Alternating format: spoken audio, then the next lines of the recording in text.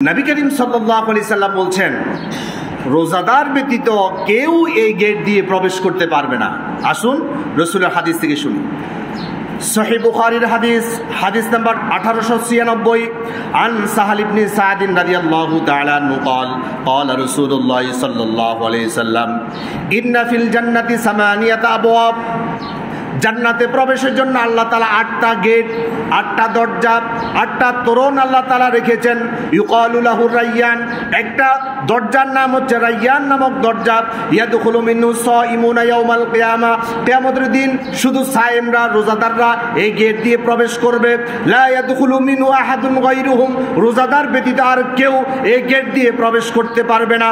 ইউকালু আইনাস সাইমুন, আইনাস সাইমুন, আইনাস সাইমুন। ফেরেশতারা ওই গেটের সামনে দাঁড়িয়ে রোজাদাররা কোথায়, রোজাদাররা কোথায়, এইভাবে অ্যানাউন্সমেন্ট করতে থাকবে, এইভাবে অ্যাডভার্টাইজ করতে থাকবে। ফায়াকুমুনা লা ইয়াদখুলু মিনহু আহাদুন গায়রুহুম, সকল রোজাদাররা সেই গেট দিয়ে প্রবেশ করবে।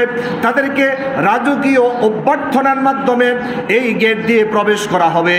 ফাইদা দাখালু উগলিকু ফালাম ইয়াদখুল মিনহু আহাদুন, নবীজি সাল্লাল্লাহু আলাইহি সাল্লাম বলছে, সর্বশেষ রোজাদার এই গেট দিয়ে প্রবেশ করার সাথে সাথে এই গেটটা বন্ধ করে দেওয়া হবে, আর কখনো এই গেটটা খোলা হবে না।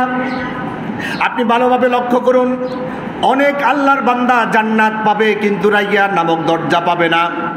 যেমন হযরত খাদিজা রাদিয়াল্লাহু তাআলা আনহা, তিনি জান্নাত পাবে কিন্তু রায়্যান নামক দরজা পাবে না। তিনি যে জান্নাত পাবে এটার গ্যারান্টি স্বয়ং আল্লাহ দিয়েছেন। কে দিয়েছেন? হাদিসে কুদসির মধ্যে এসেছে, সহিহ বুখারীর হাদিস নাম্বার 3820 আন আবি হুরায়রা রাদিয়াল্লাহু তাআলা আনহু قال আতা জিবরিলুন নবী সাল্লাল্লাহু আলাইহি ওয়াসাল্লাম, জিবরাইল আলাইহিস সালাতু ওয়াস সালাম রাসূলের দরবারে এসে হাজির।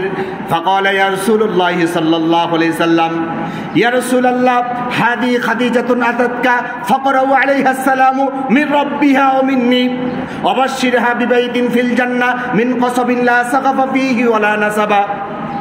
হযরত জিবরাইল আলাইহিস সালাতু ওয়াস সালাম এসে রাসূলের দরবারে এসে হাজির আর বলল, ইয়া রাসূলুল্লাহ হাদি খাদিজাতুন আতাতকা, ওই যে আপনার দরবারে খাদিজা আসছে, খাদিজা আপনার দরবারে আসার সাথে সাথে আপনি আল্লাহর পক্ষ থেকে ফাকরাউ আলাইহিস সালামু মিন রাব্বিহা ওয়া মিন্নি, আল্লাহ সুবহানাহু ওয়া তাআলার পক্ষ থেকে একটা সালাম পৌঁছে দিবেন।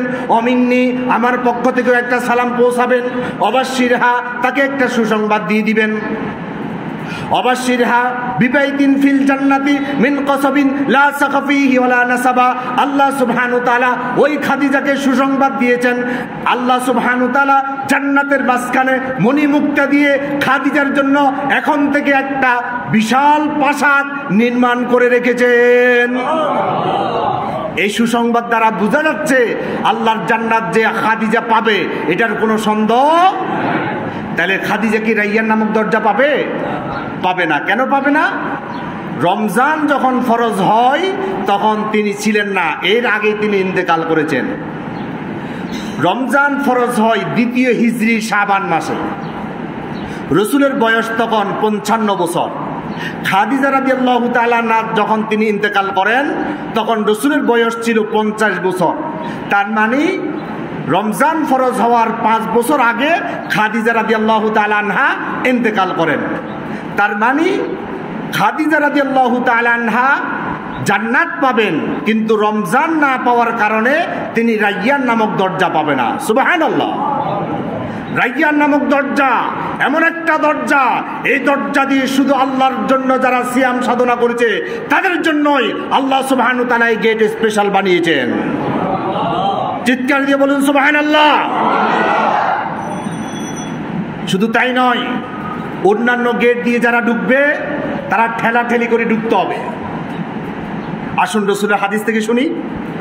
জামিউত তিরমিজির হাদিস নাম্বার 2548 আন সালিম ইবনে আব্দুল্লাহ রাদিয়াল্লাহু তাআলা আনহু قال قال رسول الله صلى الله عليه وسلم باب امتي الذي يدخلون منه الجنه عرضه مسيرة الراكب الجواد ثلاثا। নবীজি সাল্লাল্লাহু আলাইহি সাল্লাম বলছেন, বাবু উম্মতি الذي يدخلون منه الجنه, আমার উম্মতরা যে জান্নাতে প্রবেশ করবে জান্নাতের এক একটা দরজা কত বিশাল তোমরা শুনো।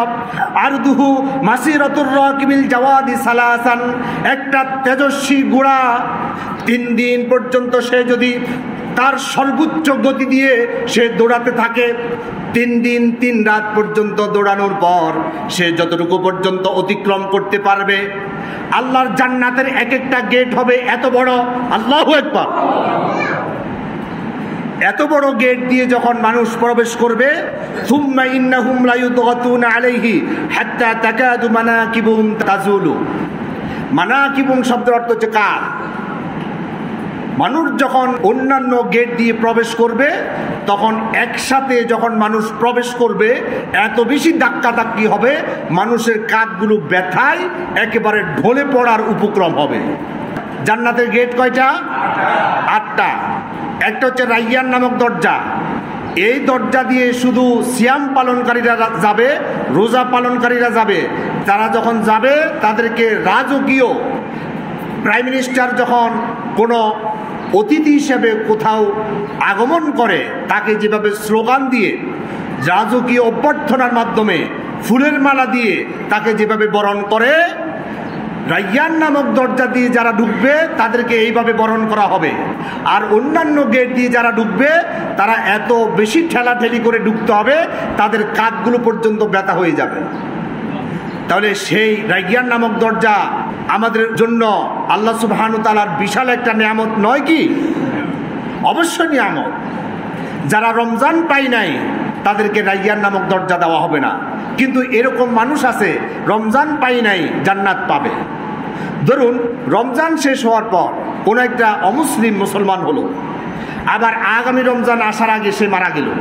ঈমান আনার পর থেকে সে ইসলামের প্রত্যেকটা বিধিবিধান যথাযথভাবে সে পালন করলো।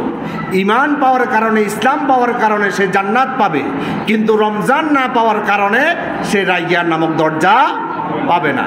আল্লাহ সুবহানাহু ওয়া তাআলা রাইয়ান নামক দরজার অধিকারী হিসাবে আমাদের প্রত্যেককে রমজান উদযাপন করার তৌফিক দান করুন। আমরা বলি আমিন।